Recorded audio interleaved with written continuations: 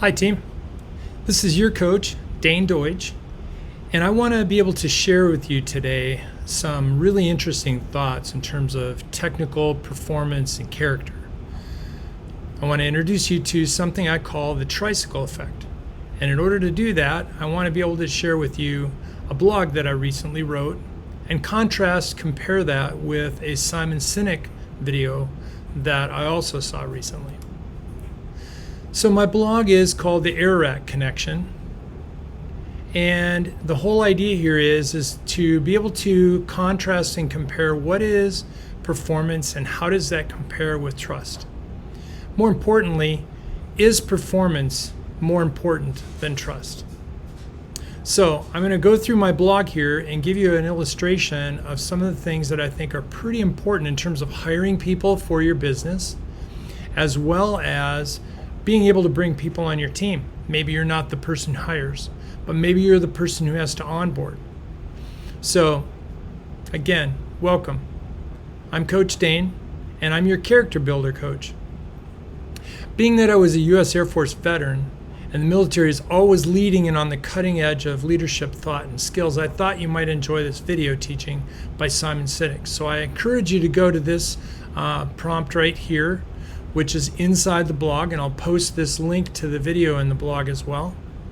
But it would help if you watch that video first. It's a very short video, but it gives you a good understanding of what Simon is talking about when he contrasts performance versus trust in a graph. And so he does that by looking at a SEAL Team 6 performance in terms of what does it take for the SEAL Team 6 people to be chosen and or make it through their training. And so it's a great way for him to highlight what is needed to build a high performance team. So in that video, and I recreated a simple diagram of what Simon was saying. So on this side of the performance graph, on this side of the graph, we see the word performance.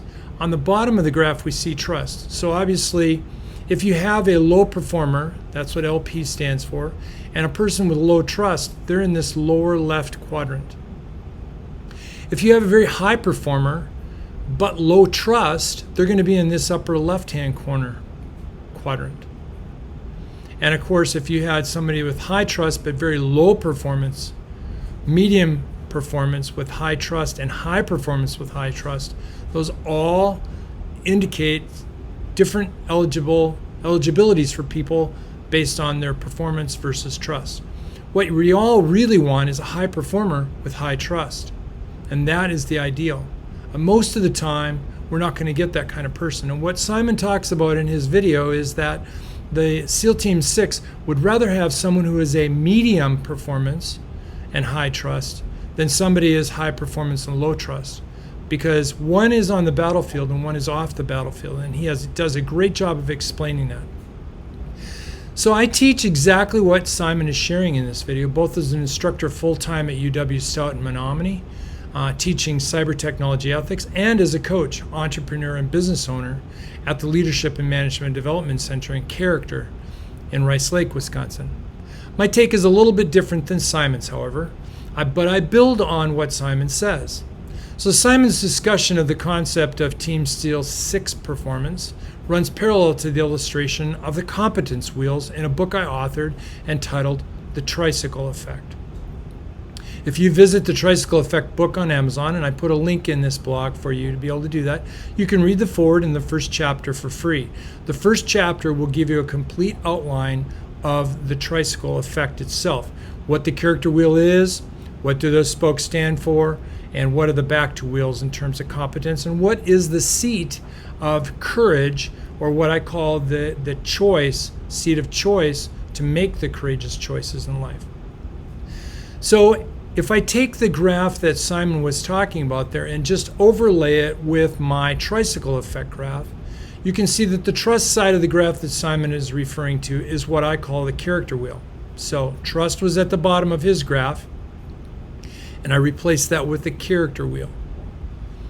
And on the left-hand side, I replaced his performance with competence, because the back two wheels on the tricycle, one of them is a technical wheel, being able to like maybe build a website or write a paper or be able to make change, any of those kinds of things.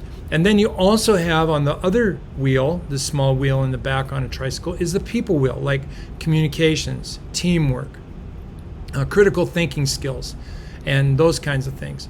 So together, the technical wheel and the people skill wheel form the competence wheels. And so I put the competence wheels over here because he refers to those as the performance wheels. Most of the time, that's where most businesses spend their time, either giving you performance evaluation reviews or whatever, is based on how good was your technical wheel.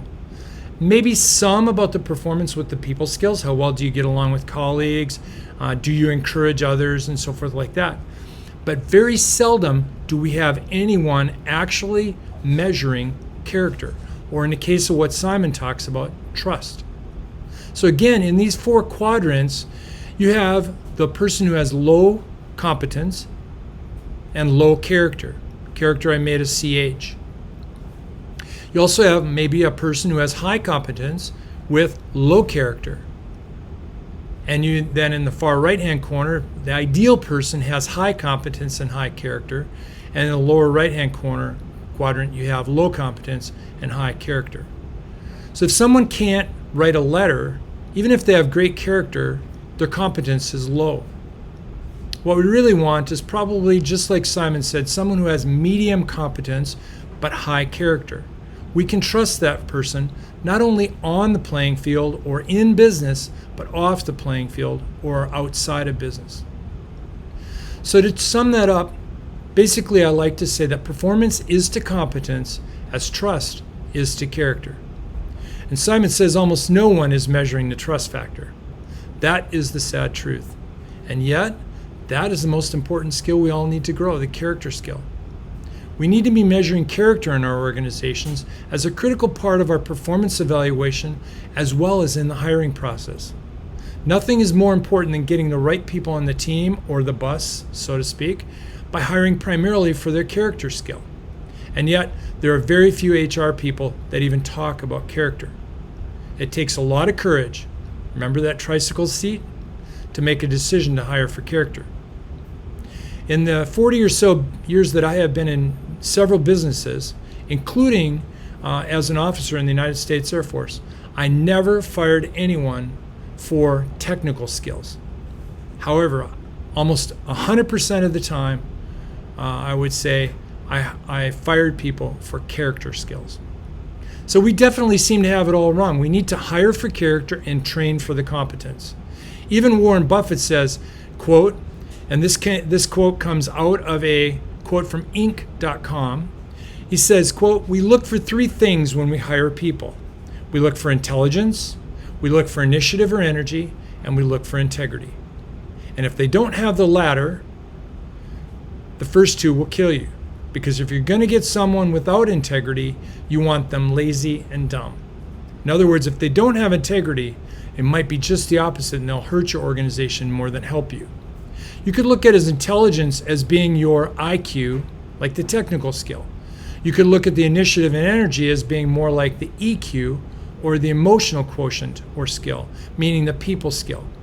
And then, of course, the integrity is the character wheel. So what Warren Buffett is really telling us, what he's really encouraging us, is to hire people for character first, and then train for the technical, or in this case, the intelligence and the initiative and energy.